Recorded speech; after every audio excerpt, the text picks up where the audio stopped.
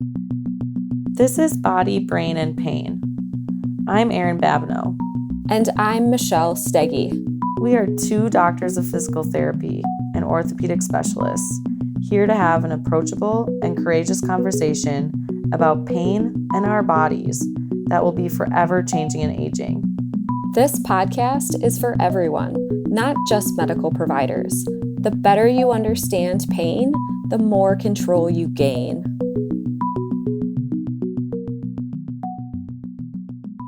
Welcome back, everyone. Erin and Michelle here. So last episode, we talked about how we changed some different individuals' perceptions of pain with some patient examples. And we talked a lot about how it influenced their outcomes and recovery. And so today we want to specifically get into more about self-talk and mantras and how these things can help change our mindset and therefore help us manage pain.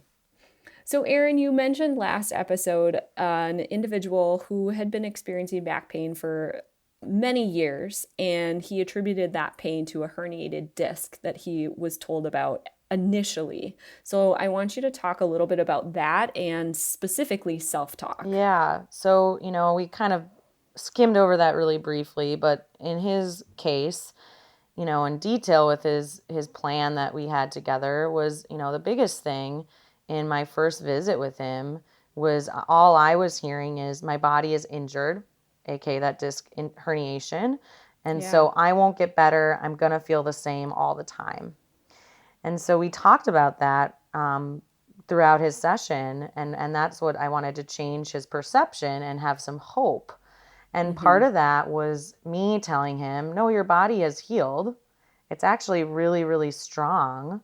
And you have control over some of that. So how are you talking to yourself during that process? And throughout his session, we talked about that self-talk he was doing with himself. And he was like, now I'm leaving. I have a mantra, a phrase to myself that my body's healed. I have control over how I support that process, and I'm seeing some changes, even though it takes time. That was the big shift, not only with how that influences, obviously, that output message from our brain, but how he influences that on a day-to-day basis, not only through movement, but his self-talk to himself. And us repeatedly telling that stuff to ourselves. Yeah, exactly. Yeah. I had another example, and I think you've heard people say this too, but there was a patient who was coming in for an evaluation, and she had said, in our conversation about pain, she said, and I'm sure how fragile our bodies are. Yeah. And I was like, whoa, no. and I let her continue talking, but it was like coming back to, I made a point of going back to that and just acknowledging that she said this and saying, actually, again, I want to provide you some hope here is our bodies are super strong. They're so strong. Yeah. And I want you to know that, and I want you to remind yourself of that, because that's going to be really important moving forward. Absolutely. And in both those examples, again, we're changing that conversation that person is having with themselves and how they're talking to their body. And this is true in every walk of life, right? Positive self-talk is so important. Yeah. Having mantras is really important because life is complicated and messy and hard. So, mantras, I have people try to reflect what that looks like. And in a lot of these examples and in the physical therapy process, we know that things take time and bodies are slow learners. So, a lot of times people's mantra, and it's really specific to them, but just being really empathetic with yourself. So I have some people, it's kind of saying like, this is taking time. I'm working on it. I'm going to physical therapy. I'm giving myself the tools I need. I'm proud of myself. Versus kind of how they come in when they see us of like, this sucks. I'm in pain. I'm frustrated. I'm broken. Yeah. And that's really a normal human experience because we're kind of hardwired that way.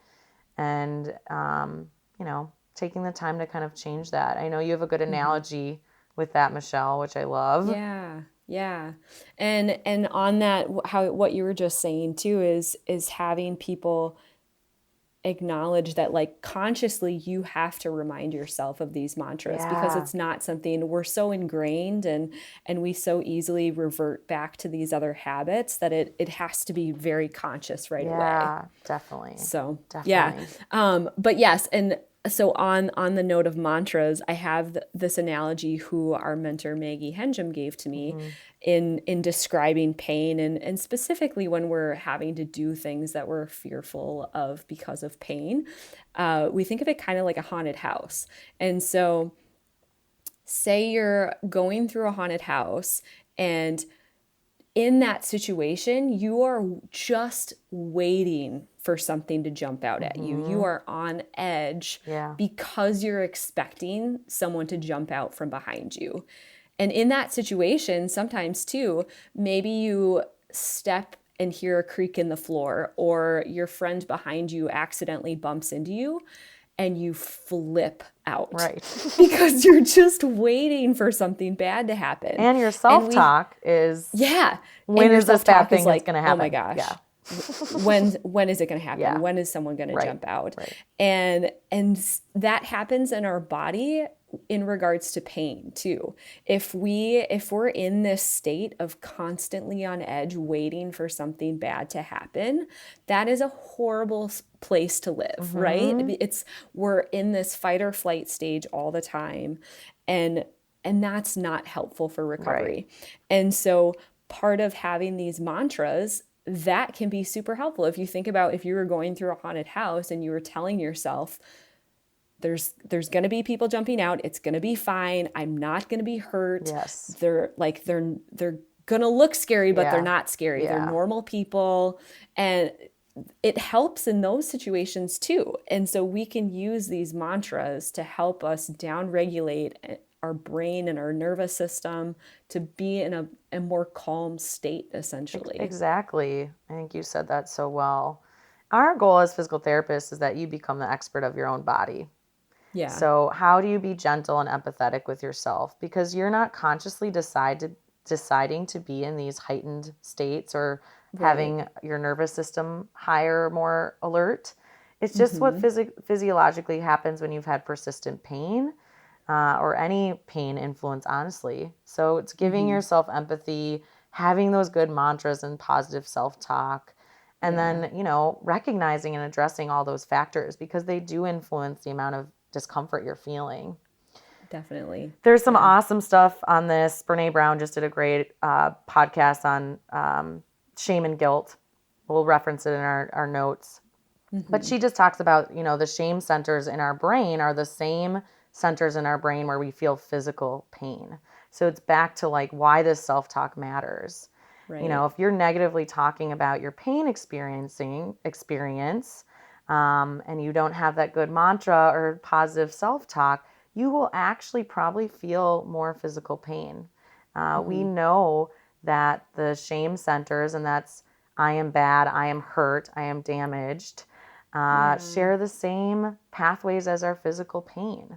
So that's why these mantras and self talk are so, so important. Oh my God, cut this out, Michael. Um, uh, as well as good pain neuroscience education. So, yeah, absolutely.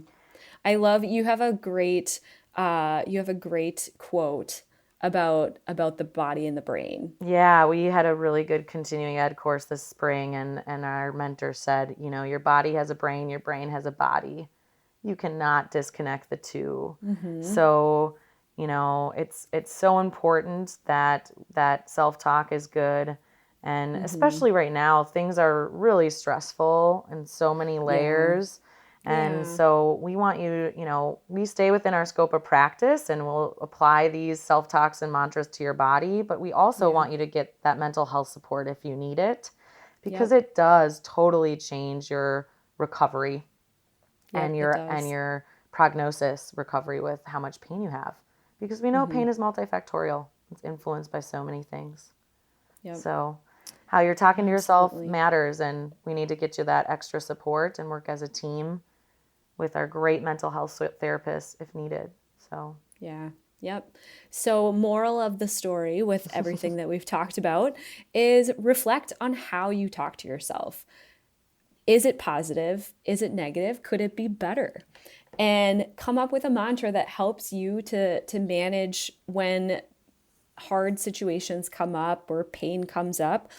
Develop something that puts you in a better state when you're mhm. experiencing those things, because it's going to change how you feel. And give yourself that empathy, especially right now. Yeah. Always, but Yep. especially right now. So, Absolutely. Yep. Well, thank you guys for joining us. We hope you took something away from this specifically to help with mindfulness and self-talk and being easy on yourself. So have an awesome day, and we'll talk to you guys soon. thanks, everyone.